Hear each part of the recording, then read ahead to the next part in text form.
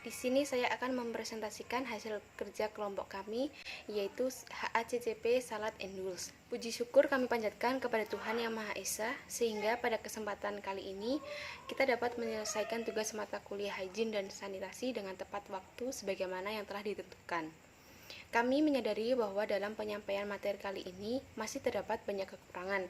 Oleh karena itu, kami sangat mengharapkan saran dan masukan dari pembaca demi terwujudnya penyampaian materi yang lebih baik di masa mendatang. Terima kasih.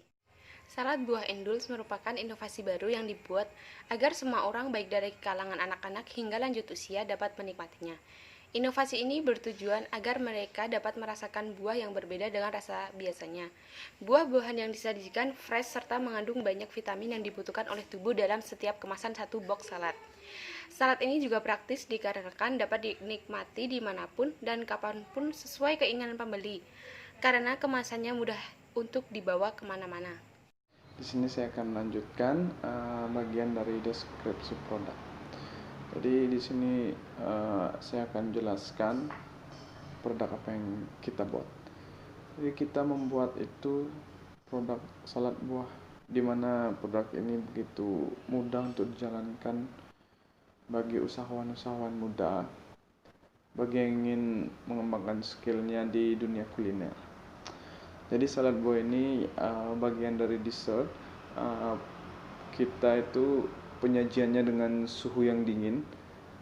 Rata-rata expirednya karena buah itu dicampur dengan mayonnaise dan keju itu rata-rata mungkin sampai 2-4 hari. Terus komposisinya itu di dalamnya kita masukkan adalah beberapa potong apel, pepaya, melon, semangka, anggur, jeruk, stroberi, kiwi, dan ada campuran yogurt, mayones, SKM, dan keju. Nah. Dan selanjutnya di sini saya akan jelaskan daftar bahan baku tambahan dan pendukung. Jadi bahan bakunya itu ialah apel, pepaya, semangka, dan melon. Selanjutnya adalah ada bahan tambahan. Bahan tambahannya ialah SKM, yogurt, mayonnaise, dan keju. Bahan pendukung itu ialah anggur, stroberi, kiwi. Jadi strategi pemasaran yang kita lakukan yaitu dari sistem penjualan secara langsung maupun secara tidak langsung. Secara langsung itu dilakukan dengan cara kami langsung berjualan kepada konsumen melalui pesan WhatsApp atau berjualan secara online. Kalau misalnya bisa sih seperti kita upload di sosial media, di Facebook, Instagram, atau kita sharing, suruh teman-teman kita share ke story mereka gitu. Lalu ada sistem penjualan tidak langsung. Itu dilakukan dengan cara menitipkan produk tersebut, produk yang kita buat tersebut di setiap, misalnya di setiap warung, di pasar, ataupun toko-toko gitu. Setelah itu ada identitas target pembeli. Jadi kita menargetkan siapa saja yang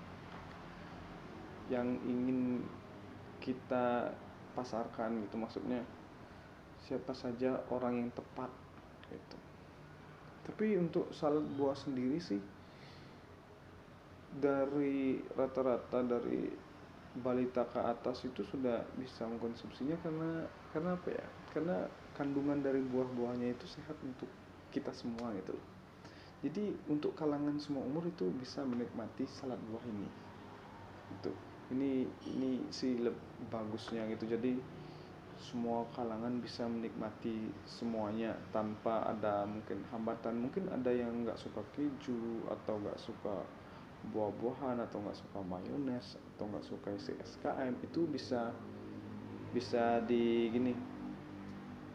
kasih notice untuk mungkin pada saat memesan itu dikasih notice apa aja, dikasih note, maksudnya dikasih note apa saja yang tidak diinginkan gitu, apa saja yang tidak mau diisi gitu. Dan setelah itu ada, nah ini dia yang terakhir yang saya akan bahas, itu adalah diagram alir pembuatan produk. Jadi pertama itu disiapkan dulu bahan-bahannya, dari bahan baku, bahan tambahan, bahan pendukung gitu. Jadi untuk bahan bakunya kita itu potong dulu, seperti apel, semangka, melon, pepaya kita potong secara cube, itu secara kecil-kecil saja, lalu dimasukkan ke dalam wadah itu. Nah itu dicampurkan dia. Nanti disiapkan dulu SKM-nya. Setelah tadi bahan tambahannya udah disiapkan, baru campuran yang tadi itu, campuran buah-buahan yang tadi itu diberikannya secukupnya lah untuk SKM-nya, untuk mayones dan yogurtnya itu diberikan secukupnya lah. Nah setelah itu kita di atasnya itu diparut keju. Nah, jadi biar kelihatan menarik dan rasanya lebih dapet dia, jadi diparut keju di atasnya. Nah setelah itu dari tadi bahan pendukung lah, ada bahan pendukung seperti kiwi dan anggur.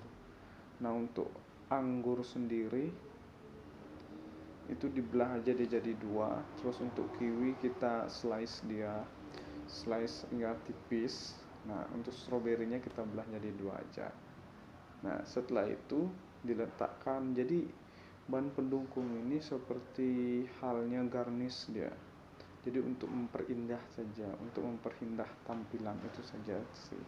Dan setelah itu sudah, salad buah sudah ready untuk dipasarkan kepada kalian semua. Jadi jika ada yang berminat bisa memesan kepada layanan kami. Oke, terima kasih. Di sini saya akan mengidentifikasi HACCP terhadap bahan baku. Bahan baku tersebut diantaranya ada apel, pepaya, melon, semangka, anggur, kiwi, yogurt, susu kental manis, mayones, dan keju. Di sini saya akan membahas tentang bahaya, jenis bahaya, dan cara pencegahannya.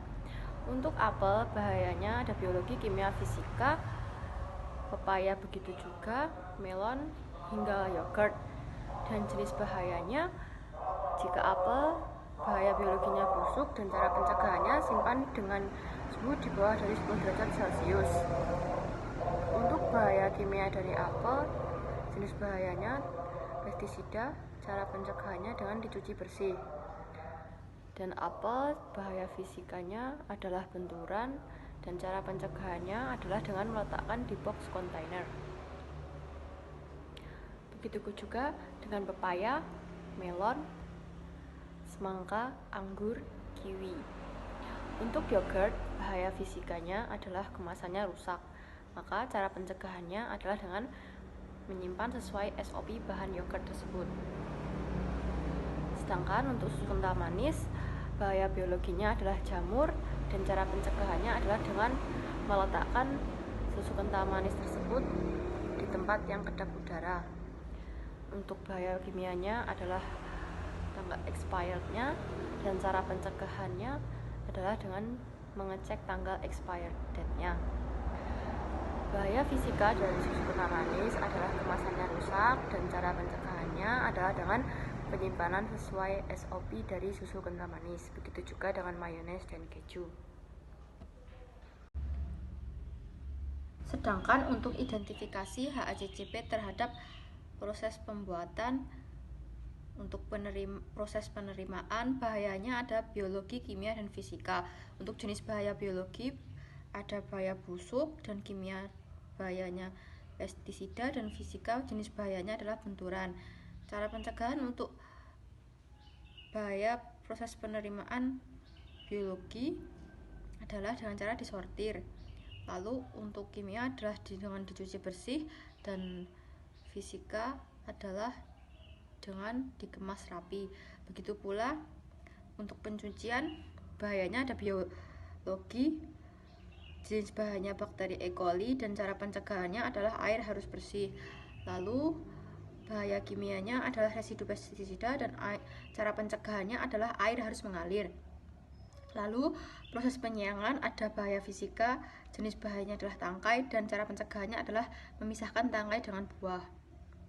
Begitu juga dengan proses pengupasan, bahayanya ada biologi, jenis bahayanya adalah Staphylococcus aureus, Bacillus cereus, dan Shigella, dan cara pencegahannya adalah menggunakan APD lengkap dan menggunakan alat sesuai SOP. Lalu identifikasi HACCP terhadap proses pembuatan pemotongan, bahayanya adalah biologi, jenis bahayanya adalah Staphylococcus aureus, Bacillus cereus, dan cara pencegahannya adalah dengan membedakan telenan berdasarkan bahan dan menggunakan APD. Begitu juga dengan pembagian porsi, bahayanya adalah biologi, jenis bahayanya adalah Staphylococcus aureus dan Bacillus cereus, dan Shigella. Cara pencegahannya adalah dengan menggunakan APD dan alat sesuai SOP. Lalu untuk pengemasan, bahayanya adalah bahaya biologi dan jenis bahayanya sama, dan cara pencegahannya adalah menggunakan APD dan alat sesuai prosedur SOP. Begitu juga dengan penyimpanan di refrigerator, bahayanya adalah bahaya biologi, jenis bahayanya adalah bakteri E. coli dan Salmonella typhi, dan cara pencegahannya adalah penyimpanan di kulkas dengan suhu 1-4 derajat Celcius. Dan untuk proses pendistribusian, jenis bahayanya adalah biologi, jenis bahayanya adalah E. coli dan Staphylococcus aureus dan Bacillus cereus, dan cara pencegahannya adalah tidak melebihi holding time 1 jam dengan suhu 1-4 derajat Celcius. Dan untuk bahaya fisika, jenis bahayanya adalah benturan, dan cara pencegahannya adalah dengan tidak dilempar. Untuk penentuan titik kendali kritis, bahan bakunya apel, pertanyaan diagram pohonnya Q1, Q2 iya, Q3-nya tidak, keputusannya bukan CCP. Bahan baku pepaya, pertanyaan diagram pohonnya iya, keputusan bukan CCP. Bahan baku melon, pertanyaan diagram pohonnya iya, Q1, Q2 iya, keputusan bukan CCP. Semangka, pertanyaan diagram pohon Q1, Q2-nya iya, keputusannya bukan CCP. Begitu juga dengan semangka, anggur, kiwi, yogurt. Untuk susu kental manis, mayones, dan keju,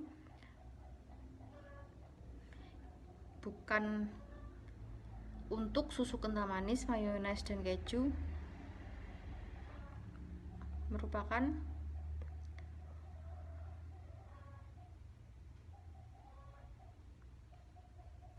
titik kendali kritis.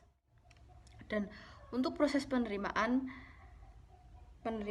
pencucian, penyiangan, pengupasan, pemotongan, pembagian porsi, dan pengemasan merupakan bukan CCP, sedangkan untuk penyimpanan pendistribusian adalah CCP.